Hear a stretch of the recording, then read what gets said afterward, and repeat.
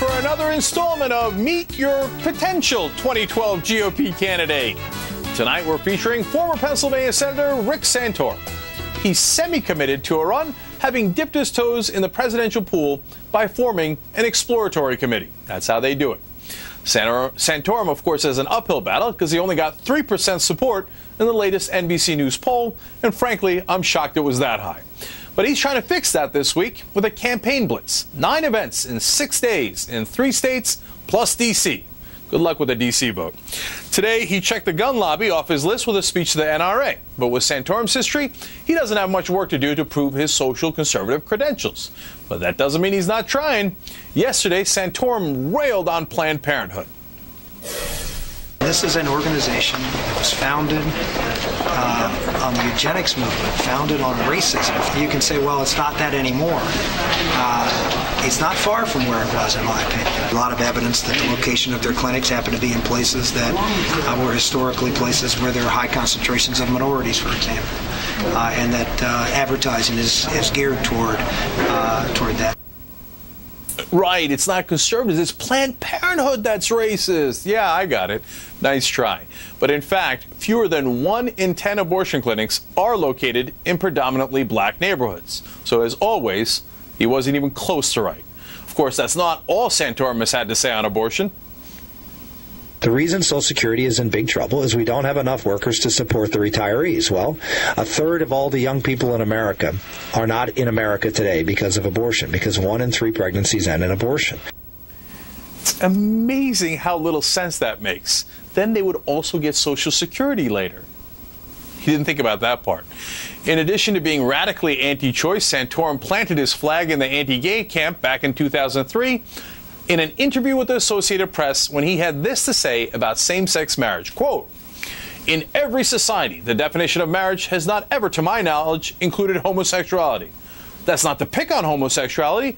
It's not, man on child, man on dog, or whatever the case may be." Now, of course, he's never lived down that man on dog comment. Santorum also blamed a Catholic Church sex abuse scandal on liberal media's zealous promotion of alternative lifestyles. Yeah, the liberal media made the priests do it. Nice try. Now that he's staked his claim well into radical social conservative territory, Santorum tried to boost his foreign policy cred yesterday with a big speech. While it wasn't quite, I can see Russia from my house level, as Palin did, of course, it was certainly no Gorbachev tear down this wall either.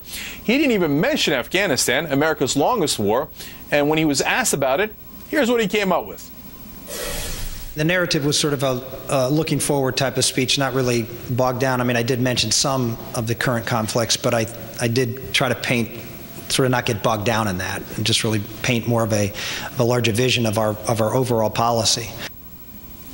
He apparently didn't think he'd get bogged down talking about Libya, though. That was a cut-and-dried case of President Obama's a terrible leader. Decisive action against Gaddafi would have been the end of him, but that is not what we did. Instead, the president delayed any comment for several days, then announced his support for expelling Gaddafi.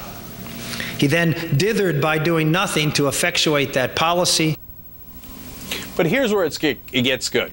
When he was asked what he would do in Libya instead, listen to what he said. I don't have the information necessarily to make those kind of judgments in a way that I would feel comfortable answering that question. I think I'd have to have a lot more intel than it's available publicly as to what's going on in Libya, the nature of the rebels and the conditions on the ground. That's great. So he doesn't have enough intel to make up his own mind, but he does have enough intel to know that Obama's definitely wrong. Lack of intelligence has been a problem for Santorum before. In 2006, he held a press conference announcing that the U.S. has found WMDs in Iraq. Oops. But Santorum's speech yesterday was about slamming Obama's foreign policies, and he threw in some good old-fashioned fear-mongering for good measure. He called radical Islam a, quote, existential threat that was extending its tentacles from Africa to America. And he said they're not just doing it through acts of terror. It's more, including the non-violent efforts to insinuate Sharia law in Western countries, including our own. Oh, no, not Sharia law! But radical Islam has been long a fear of Santorum's. In 2006, he was one of only 2 senators to vote against confirming Robert Gates as Secretary of Defense. And he did it because Gates had the temerity to advocate talking to Iran and Syria as part of the solution to the Iraq War. So there's your primer on Rick Santorum: anti-gay, anti-choice, anti-Muslim. And in his last election in 2006, the voters were anti-Santorum. He lost to Bob Casey Jr. by 18 points, the worst loss for a Republican senator in Pennsylvania. And that was even after a last-ditch effort for victory by launching Gathering Storm Tour, where he told people that Democratic victory would be a disaster for the future of the world. And that didn't work either, because he was a loser. We'll be right back.